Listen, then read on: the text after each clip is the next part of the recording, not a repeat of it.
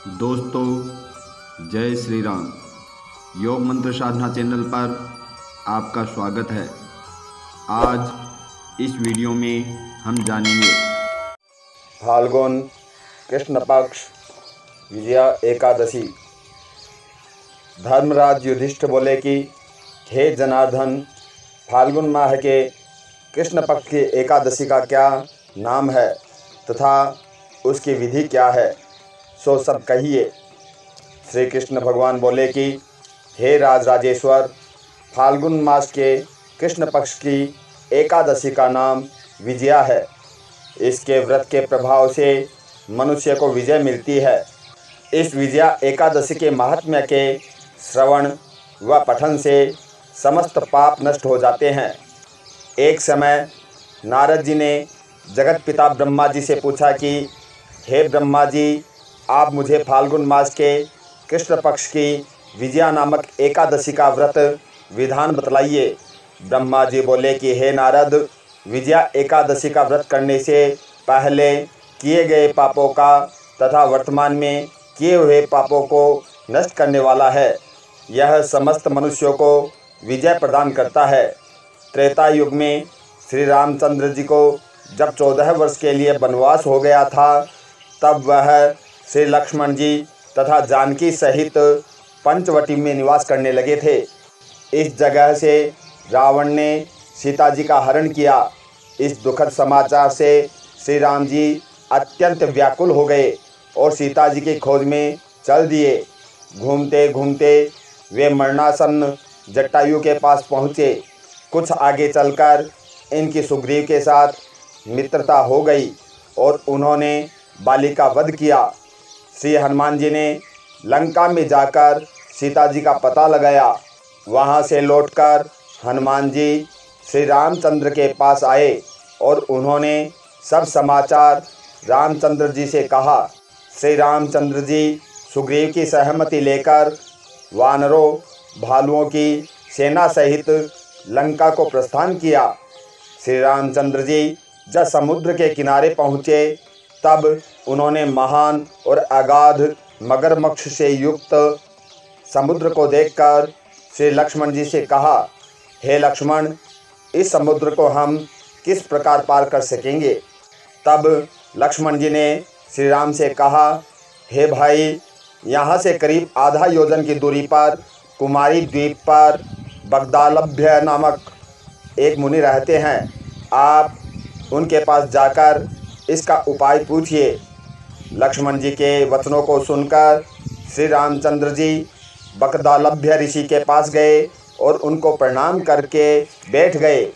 मुनि ने उनसे पूछा, हे राम, आप कहाँ से पधारे हैं।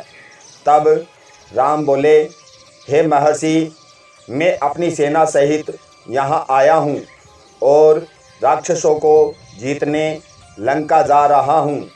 आप कृपा कर समुद्र पार करने का कोई उपाय बतलाइए। बगदालभ्य ऋषि बोले, हे राम, मैं आपको एक उत्तम व्रत बताता हूँ। फाल्गुन मास के कृष्ण पक्ष की विजया एकादशी का व्रत करने से तुम समुद्र से अवश्य ही पार हो जाओगे और तुम्हारी विजय होगी। हे श्री राम, इस व्रत की विधि यह है कि दशमी के दिन स्वर्ण, चांदी, तांबा या मिट्टी किसी का एक घड़ा बनावे। उस घड़े को जल से भरकर तथा उस पर 5 पत्ते रखकर वेदिका पर स्थापित करें। घड़े के नीचे 7 प्रकार के अनाज मिलाकर रखें और ऊपर जौ रखें। उस पर श्री नारायण भगवान की स्वर्ण प्रतिमा स्थापित करें। एकादशी के दिन स्नान आदि नित्य क्रम से निवृत्त होकर धूप, दीप, नैवेद्य, नारियल आदि से भगवान की पूजा करें। उस दिन भक्ति पूर्वक घड़े के सामने व्यतीत करें और रात्रि को भी उसी तरह बैठकर रात्रि जागरण करें। द्वादशी के दिन नदी या तालाब के किनारे स्नान आदि से निवृत्त होकर उस घड़े को ब्राह्मण को दे दें। हे राम, यदि तुम इस व्रत को सेनापतियों के साथ करोगे तो अवश्य ही विजय प्राप्त होगी।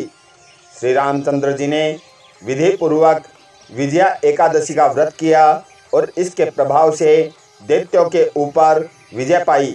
अतः हे राजन, जो मनुष्य इस व्रत को विधि पूर्वक करेगा उसके दोनों लोकों में विजय होगी। श्री ब्रह्मा जी ने नारद जी से कहा, हे पुत्र, जो इस व्रत का महात्म्य सुनता है उसको वाजपेयी यज्ञ के फल की प्राप्ति होती है। कथासार, विष्णु भगवान का किसी भी रूप में पूजन मानव मात्र की समस्त मनोकामनाएं पूर्ण करता है। भगवान राम हालांकि स्वयं विष्णु के अवतार थे, अपितु अपनी लीलाओं के चलते प्राणियों को सद्मार्ग दिखाने के लिए उन्होंने विष्णु भगवान के निमित्त इस व्रत को किया। विजय की इच्छा रखने वाला कोई भी मनुष्य इस व्रत को करके अनंत फल का भागी बनता है। विजया एकादशी का व्रत प्राणी मात्र को हर क्षेत्र में विजय श्री प्रदान करता है। अगर आपको ये वीडियो अच्छा लगे तो इसे शेयर करें, लाइक करें और चैनल को सब्सक्राइब करें। जय श्री राम।